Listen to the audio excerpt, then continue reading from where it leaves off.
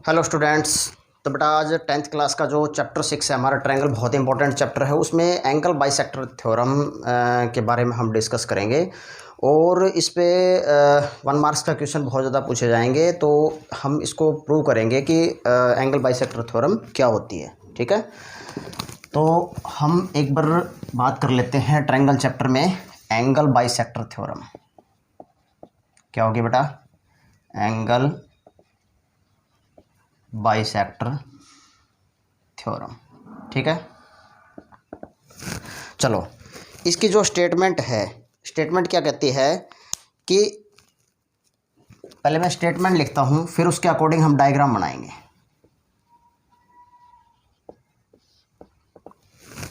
क्या कहती है कि prove that the internal bisector of angle of triangle. क्या प्रूव करो? Prove that the internal bisector of angle of triangle. समझ में आ रही है कि prove that internal bisector of angle of triangle which divides the side internally, which divides the side internally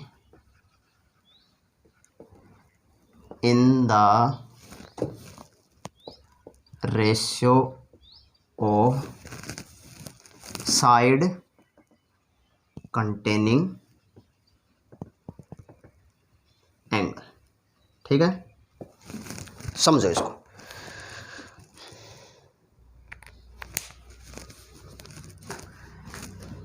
देखो, prove that internal bisector of angle of triangle which divides the opposite side, which divides the, यहां लिखो बेटा opposite. क्या होगा? Opposite side internally in the ratio of side containing angle. ठीक है, क्या कह रहा है कि प्रूव करो कि the internal bisector of angle of triangle, किसी ट्रायंगल का इंटरनल बाइसेक्ट जो एंगल है वो इंटरनली बाइसेक्ट करेगा और जो अपोजिट साइड को वो डिवाइड करेगा किसमें? कंटेनिंग एंगल में। ठीक है, अब देखो हम एक डायग्राम ड्रॉ करते हैं। सपोज करो मेरे पास एक ट्रायंगल है ABC। ठीक है, ये मेरे पास AD, इसका एंगल बाइसेक्टर हो गया।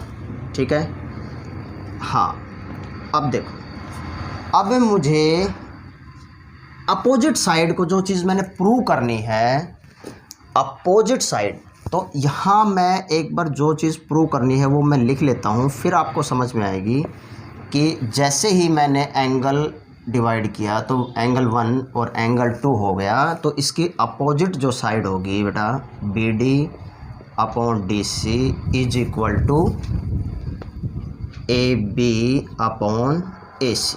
ये चीज़ मुझे प्रूव करनी। ठीक है, हाँ तो ये तो देखो हमने एंगल को डिवाइड किया, ये तो इजीली प्रूव हो रही है, बट इसको प्रूव करने के लिए मुझे कुछ कंस्ट्रक्शन करनी पड़ेगी। क्या करनी पड़ेगी? कंस्ट्रक्शन। तो मैं एक कंस्ट्रक्शन करना चाह रहा हूँ। अगर मैं इसको प्रोड्यूस करूँ आगे तक,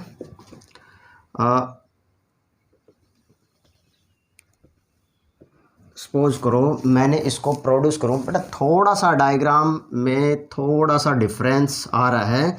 ये पैरेलल लाइन होनी चाहिए। देखो अब कुछ पैरेलल नज़र आ रही है कि अगर मैं इसको BA जो साइड है इसको E तक प्रोड्यूस करूँ तो ये एंगल जो होगा ये 3 मान लेता हूँ, ये एंगल क्या होगा? 4। क्या मान लिया मैंने? Angle 3 and angle 4। यहाँ इसको मैं रब कर देता हूँ ताकि ईजिली समझ में आएगा बेटा। ये साइड कंटेनिंग एंगल यहाँ लिख दिया मैंने। ठीक है, ये ई तक मैंने प्रोड्यूस की।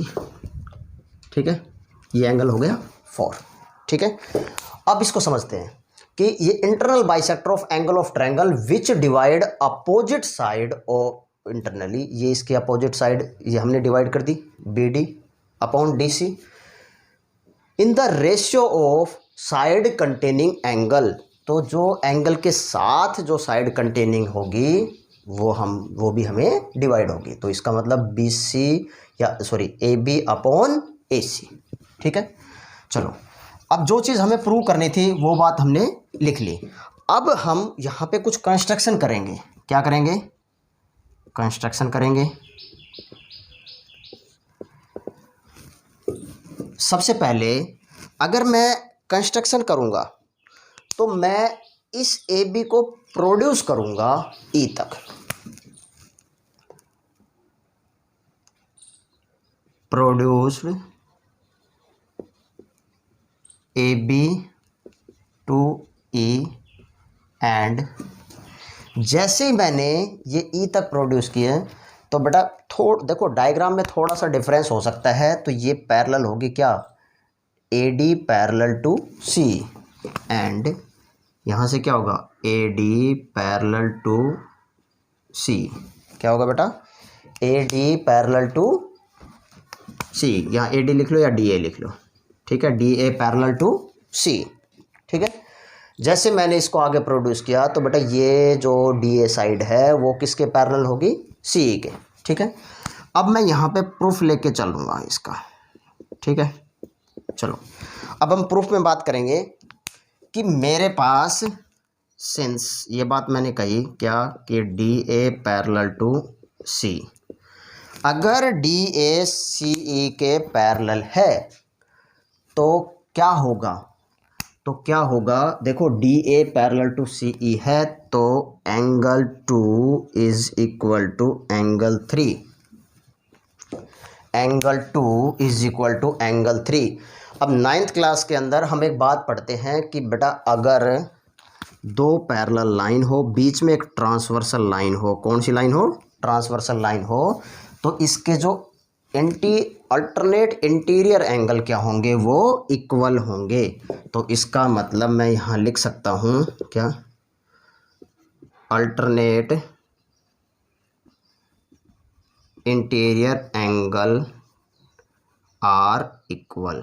क्या होंगे? अल्टरनेट इंटीरियर एंगल क्या होंगे बेटा? इक्वल। तो इसका मतलब एंगल 2 और एंगल 3 क्या होंगे?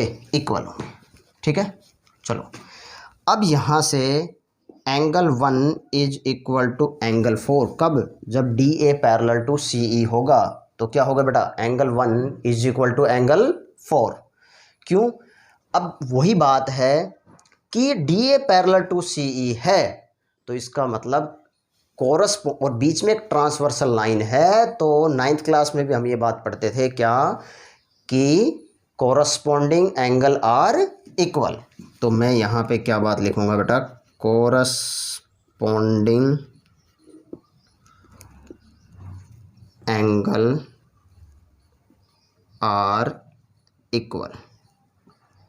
ठीक है, कोरस्पॉन्डिंग एंगल इक्वल हो गए। अब यहाँ पे एक बात और हम पढ़ेंगे क्या? अगर DA पैरेलल टू CE है तो यहाँ से angle 1 is equal to angle 2।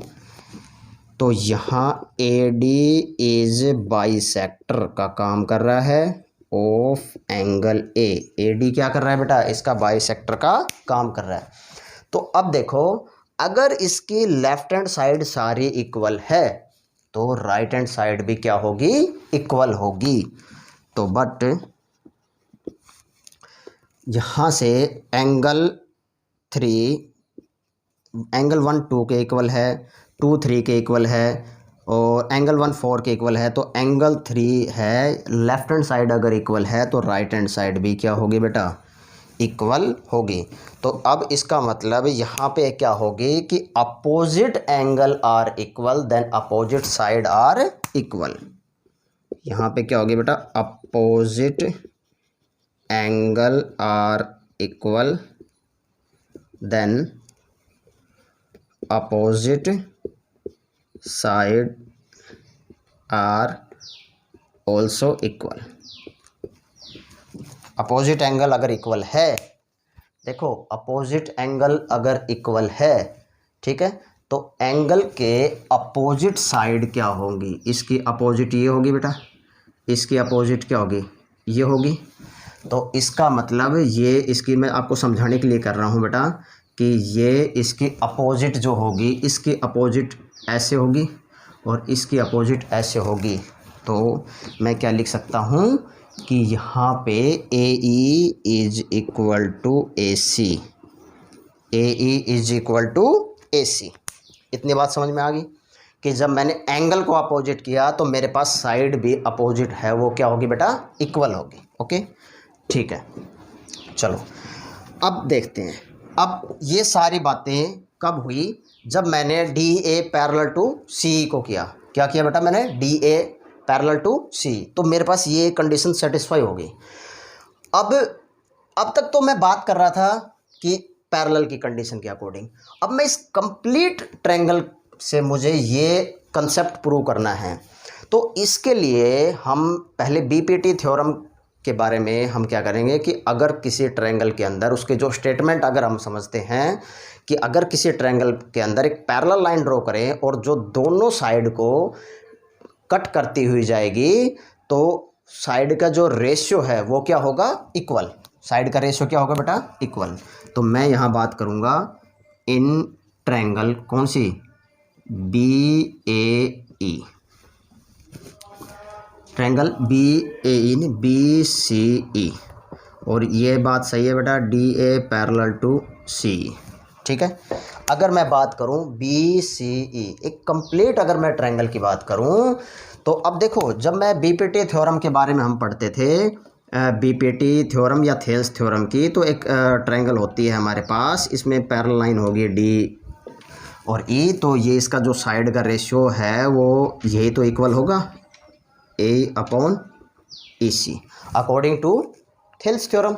ठीक है, तो अब मैं बात करूं अगर बी सी ई ट्रायंगल की, तो अगर इस कंप्लीट ट्रायंगल में अगर मैं इसको पैरेलल लाइन कंसिडर करके चलता हूं, यहाँ D A parallel to C E है, तो मैं क्या करूंगा, B D upon D C is equal to B A upon A, और जो मेरे पास ये आएगा, ये कहाँ से आई, बाय थेल्स थ्योरम। किससे आ रही है बेटा, थेल्स थ्योरम। ठीक है, इतनी बात समझ में आ गई कि इस ट्रायंगल के अंदर पैरेलल लाइन कौन सी है। तो अब एक बात बताओ कि मैंने प्रूव ये किया है और करना हम ये चाह रहे हैं, हमारे पास ये रहा है, हमारे पास ये रहा है, और प्रूव ये करना है, समझ रहे हो। तो अब आपको समझ में आया होगा कि मैं ये प्रूव हो रहा था मेरे पास, और मुझे करना क्या था, अपोजिट साइड स्टेटमेंट के अकॉर्डिंग अपोजिट साइड का रेशियो प्रूव करना था। तो इसका मतलब A B upon A C prove करना था। तो A B upon A C prove करने के लिए मुझे इसकी कंस्ट्रक्शन करनी पड़ी, अपोजिट एंगल इक्वल करने पड़े, तो अपोजिट साइड इक्वल करनी पड़ी। तो मैं यहाँ से ए ई की जगह पे मैं लिख सकता हूँ, but A E is equal to A C, जो हम ऑलरेडी प्रूव कर चुके हैं,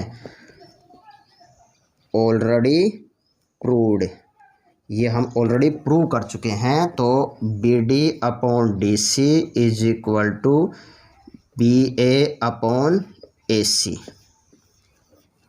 इतनी बात समझ में आ गई, बी ए अपॉन ए सी। ठीक है, ये समझ में आया बेटा, क्या किया है। अब देखो इसके ऊपर कंपटीशन में भी बहुत ज़्यादा क्वेश्चन आते हैं, अक्सर बच्चों को प्रूफ करने में बड़ी प्रॉब्लम रहती है, और बहुत ही इजी कंसेप्ट है। ठीक है, तो अब ऑफलाइन के दौरान तो हमने सारी चीज़ पढ़ा ही रहे हैं ट्रायंगल के जो चैप्टर में। अब इसको मैं एक बार फिर रिपीट करता हूँ, क्या कहता है एंगल बाइसेक्टर थ्योरम में, कि स्टेटमेंट क्या कहती है बेटा, प्रूव करो कि internal bisector of angle of triangle, कि अगर किसी ट्रायंगल का इंटरनल बाइसेक्टर है, अगर वो अपोजिट साइड को इंटरनली अगर डिवाइड करता है, तो in the ratio of side containing angle. तो मैंने यहाँ पे कोई ट्रायंगल ड्रॉ की, सपोज करो ए बी सी, उसका एक ए एंगल से हमने उसको बाइसेक्ट किया डी पे, इसको एंगल था, उसको 2 पार्ट्स में डिवाइड किया, 1 और 2 नेम कर दिया हमने, इंडिकेट किया। और अगर अब मैं कंस्ट्रक्शन करूँगा, क्या मुझे इस चीज़ को प्रूव करना है, समझ में आया? यहाँ पे प्रूव कुछ और हो रहा था बेटा, यहाँ पे कुछ और हो रहा था, तो इसके लिए मुझे कंस्ट्रक्शन करनी पड़ेगी। और कंस्ट्रक्शन करने के लिए मुझे इस साइड को प्रोड्यूस करना पड़ेगा ताकि मैं कंप्लीट ट्रायंगल को ड्रॉ करूं। और हम कंसेप्ट किसका लगाएं? थेल्स थ्योरम का, ठीक है। तो मैंने प्रोड्यूस किया AB to E and DA parallel to C, ठीक है। अब ये मेरे पास मैं लेके चल रहा हूँ क्या? DA parallel to C। अगर DA पैरेलल टू CE है तो मेरे पास क्या क्या कंडीशन सेटिस्फाई करेगी? तो angle 2 is equal to angle 3 होगा। अब एंगल 2 और एंगल 3 अगर इक्वल होता है तो 9th क्लास के दौरान हम एक ट्रायंगल का चैप्टर में बात पढ़ते थे क्या कि अगर अल्टरनेट इंटीरियर, अगर कोई दो पैरेलल लाइन है उसके बीच में एक ट्रांसवर्सल लाइन है तो उसके जो इंटीरियर जो एंगल होंगे वो क्या होंगे? इक्वल। तो इसका मतलब angle 2 is equal to angle 3 हो गया और angle 4 is equal to angle 1 के इक्वल होगा। कब? कॉरस्पॉन्डिंग एंगल है, कॉरस्पॉन्डिंग एंगल, ठीक है। कंसेप्ट वही है क्या? पैरेलल लाइन है, पैरेलल लाइन है तो इसका मतलब ट्रांसवर्सल लाइन है, तो इसका कॉरस्पॉन्डिंग एंगल जो क्या होंगे? वो क्या होंगे बेटा? इक्वल होंगे। 9th क्लास में हम पढ़ते थे कॉरस्पॉन्डिंग एंगल का कंसेप्ट, बारीक जो कुछ स्टेटमेंट वाली बातें होती है ये।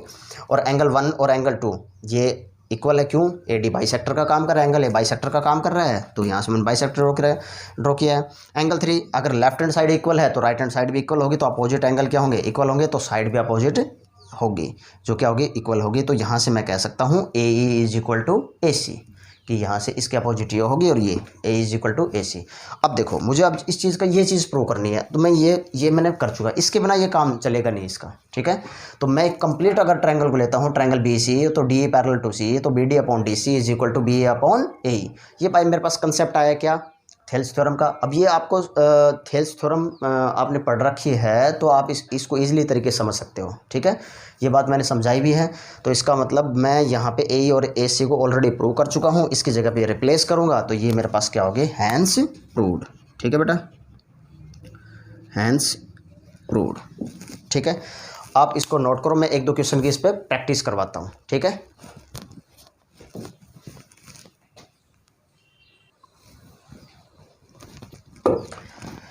तो बेटा क्या कह रहा है? In given figure AD is a bisector of angle ABC। तो फिगर अगर मेरे पास गिवन नहीं है तो मैं बना सकता हूँ। अभी हमने थ्योरम समझिए क्या? ABC ये बाइसेक्टर हो गया बेटा D, ठीक है। क्या कहता है? AB 10 सेंटीमीटर है और AC 6 सेंटीमीटर है, ठीक है। अब AB बेटा ये 10 सेंटीमीटर है, क्या है? AB 10 सेंटीमीटर है और AC मेरे पास कितना है बेटा? 6 सेंटीमीटर हो गया। कंप्लीट जो साइड है ये 12 सेंटीमीटर है, ठीक है। मुझे क्या फाइंड आउट करना है? BD and DC। तो ये एंगल बाइसेक्टर का कंसेप्ट है बेटा, ठीक है। अगर मैं लेट करके BD इज इक्वल टू इसको x सेंटीमीटर मान लेता हूँ तो इसका मतलब DC में क्या मान सकता हूँ? 12 माइनस x सेंटीमीटर होगा या नहीं होगा, ठीक है। और according to by angle bisector theorem का अगर मैं यूज करूं तो मेरे पास क्या होगा बेटा? BD upon DC is equal to AB upon AC, ठीक है। तो अब यहाँ से देखो BD क्या मान रहा था बेटा मैं? x और DC कितना हो गया? 12 माइनस x, और यहाँ से AB कितना हो गया बेटा? 10 centimetre upon 6, okay. And cross multiply करेंगे तो 6x is equal to 10, 12 minus x हो गया, 6x is equal to 120 minus 10x, इसको इधर लेके आओ, 16x इज इक्वल टू 120 और यहाँ से x is equal to 120 upon 16, cut करो 8 पे, 6 पे, 4 पे, 3 पे, 15 पे, तो x is equal to 15 upon 2 is equal to 7.5 centimetre. तो इसका मतलब मैं कह सकता हूँ BD is equal to 7.5 centimetre, ठीक है। अब BD और एक चीज़ क्या फाइंड आउट करनी थी? एक तो BD फाइंड आउट करनी थी और एक DC फाइंड आउट करनी थी। तो DC क्या आएगी मेरे पास? 12 माइनस 7.5। अब इसको सब्ट्रैक्शन करेंगे हम 7.5, ठीक है। तो 4.5 सेंटीमीटर, ठीक है, 4.5 सेंटीमीटर, ठीक है। तो बेटा अब इस थ्योरम के बेस पे जितने भी 1 मार्क्स में जो क्वेश्चन पूछे जाएंगे आप उसको कर सकते हो, ठीक है। और नेक्स्ट हम फिर अपना कंटिन्यू जो हमारा चैप्टर है उसको हम कंटिन्यू करेंगे। Thank you.